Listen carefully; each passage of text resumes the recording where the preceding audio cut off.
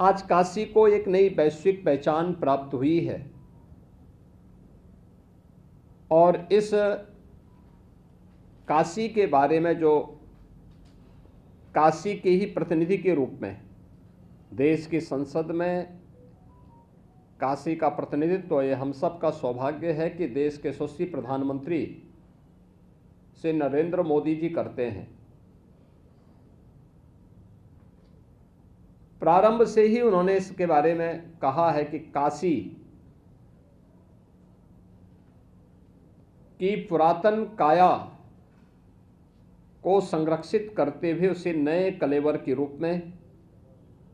देश और दुनिया के सामने प्रस्तुत किया जाना चाहिए और उसी के अनुरूप पिछले 11 साढ़े 11 वर्ष के अंदर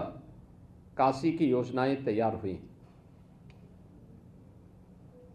55,000 करोड़ रुपए से अधिक की परियोजनाएं काशी के लिए स्वीकृत हुई, जिनमें से 36,000 करोड़ रुपए की परियोजनाएं लोकार्पित हो चुकी हैं और शेष परियोजनाएं प्रगति पर तेजी के साथ आगे बढ़ रही हैं। ये परियोजनाएं जो भी हैं, समग्र विकास की वे परियोजनाएं हैं जो काशी की आध्यात्मिक और सांस्कृतिक विरासत के संरक्षण के साथ ही शिक्षा के लिए, स्वास्थ्य के लिए, यहाँ के इंफ्रास्ट्रक्चर के लिए, यहाँ के एम्प्लॉयमेंट के लिए, यहाँ की कनेक्टिविटी के लिए, काशी में नए नए संस्थान खुल सकें और काशी के परंपरागत उद्यमियों के द्वारा तैयार किए गए प्रोडक्ट को जीआई टैग के माध्यम से वैश्विक पहचान प्राप्त हो। इन सब को लेकर के आज काशी में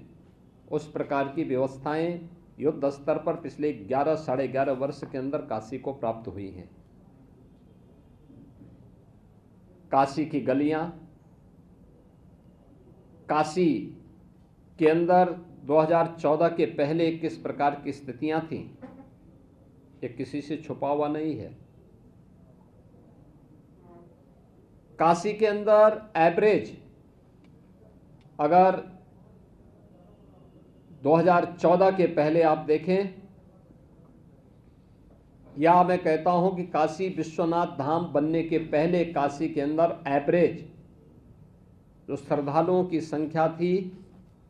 वह 5,000 से लेकर के मैक्सिमम 25,000 तक पहुंचती थी। आज उसी काशी में एवरेज जो श्रद्धालुओं की संख्या है वह 1.25 लाख से लेकर के 1.5 लाख है प्रतिदिन की, और पीक सीजन में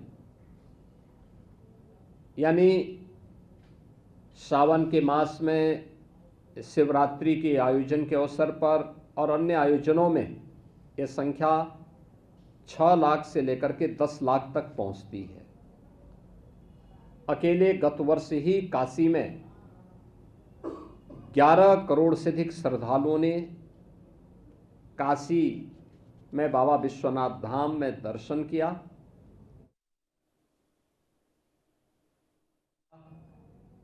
और काशी के अंदर चल रही इन विकास की योजनाओं में अपना योगदान भी किया। पिछले यानी काशी विश्व